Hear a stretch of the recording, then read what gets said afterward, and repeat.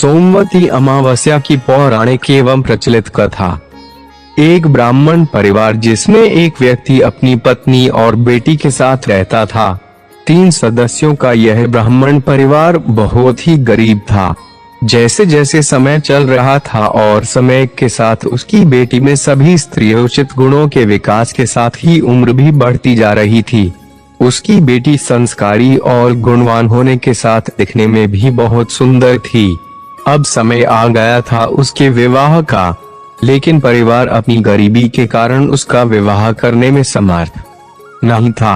फिर एक बार जब उस व्यक्ति के घर में एक साधु का आगमन हुआ, साधु उस कन्या के द्वारा किए गए सेवा भाव से बहुत आकर्षित होने के साथ ही बहुत प्रसन्न भी हुए। साधु ने उस कन्या को आशीर्वाद दिया कि उसकी आयु लंबी हो और इसके साथ यह भी कहा कि इस कन्या के हाथ में विवाह होने की रेखा नहीं दिख रही है। साधु के ऐसा कहने पर उस ब्राह्मण व्यक्ति की पत्नी ने साधु से इसके निवारण का उपाय पूछा कि वह ऐसा क्या करें जिसके कारण उसके हाथ में विवाह के योग्य रेखा बन पाए।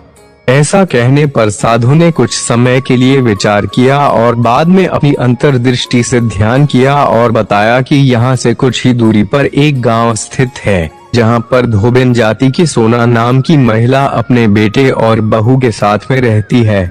यह महिला संस्कार संपन्न, आचार विचार के साथ ही पति परायण है। यह कन्या यदि उस धोबिन की सेवा करे और वह महिला इसकी शादी में अपने मांग का सिंदूर लगा दें, उसके बाद इस कन्या का विवाह हो तो इस कन्या का वैधव्य योग मिट सकता है। साधु ने इतना कहने के साथ ही यह भी कहा कि यह धोबिन कहीं पर भी आती जाती नहीं है। ब्राह्मण की पत्नी ने यह बात उसकी बेटी को बताई। अगले ही दिन प्रातः काल में वह कन्या सोना धोबिन के घर में साफ सफाई और घर के सभी काम करके वापस घर आ जाती है और ऐसा हमेशा करना शुरू कर देती है। एक दिन सोना धोबिन अपनी बहू से कहती है कि तुम तो घर के सभी काम सुबह जल्दी ही कर देती हो और इसका पता ही नहीं चलने देती। सोना धोबिन का यह सवाल सुनकर वह जवाब देती है कि मैंने तो सोचा कि माँ जी आप ही सुबह जल्दी उठकर स्वयं ही सभी काम कर देती हो, मैं तो हमेशा देरी से ही उठती हूँ। दोनों ने इसका पता लगाने के लिए कि ऐसा कौन है जो सभी काम करके चली जाती है, दोनों ही उस पर निगरानी रखने लगी। एक दिन जब धोबिन ने देखा कि एक कन्या है जो मुंह अंधेरे में आकर घर के सभी काम करके वहां से चली जाती है, जब वह कन्या जाने लगती है तो धोबिन उसके पैरों में गिरकर पूछती है कि आप कौन है और आप छुपकर मेरे घर की चाकरी क्यों कर रही है। धोबिन के प्रश्न का उत्तर देने के लिए उस कन्या ने उस साधु की पूरी बात उस धोबिन को बताई।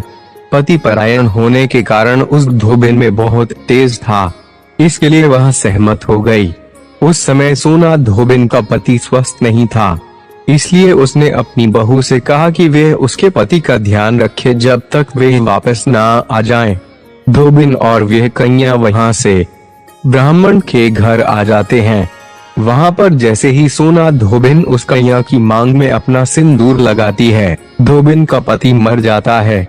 जब इस बात का पता धोबिन को लगता है तो वह जल लिए बिना ही वहां से यह सोचकर निकल जाती है कि रास्ते में कहीं पर भी जहां पर उसे पीपल का पेड़ मिलेगा तो वह पेड़ को भंवरी देकर और परिक्रमा देकर ही जल को ग्रहण करेगी। वह सोमवती अमावस्या का दिन था।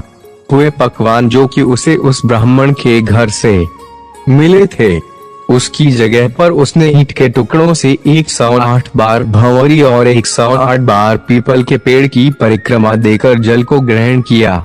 ऐसा करने पर उसके पति में पुनः जान लौट आती है। इसलिए सोमवती अमावस्या के दिन से शुरू करके जो व्यक्ति हर अमावस्या के दिन भंवरी देता है, उसके सुख और सौभाग्य में वृद्धि होती है। पीपल के पेड़ के अंदर सभी देवों का वास होता है, अतः जो व्यक्ति हर अमावस्या को नहीं कर सके, वे सोमवार को आने वाली अमावस्या के दिन 108 वस्तुओं की भंवरी देकर सोना धोबिन और गौरी गणेश का पूजन करता है, उसे अखंड सौभाग्य की प्राप्ति होती है। ऐसी एक प्रचलित परंपरा है कि पहली सोमवती अमावस्या के दिन हल्दी, पान, सिंदूर, धन और सुपारी की भंवरी दी जाती है। उसके बाद आने वाली सोमवती अमावस्या को अपने सामर्थ्य के अनुसार सुहाग सामग्री, खाने की सामग्री, फल और मिठाई आदि की भंवरी दी जाती है और वह सामान किसी सुपात्र ब्राह्मण, भांजे या फिर ननंद को दे दिया जाता है।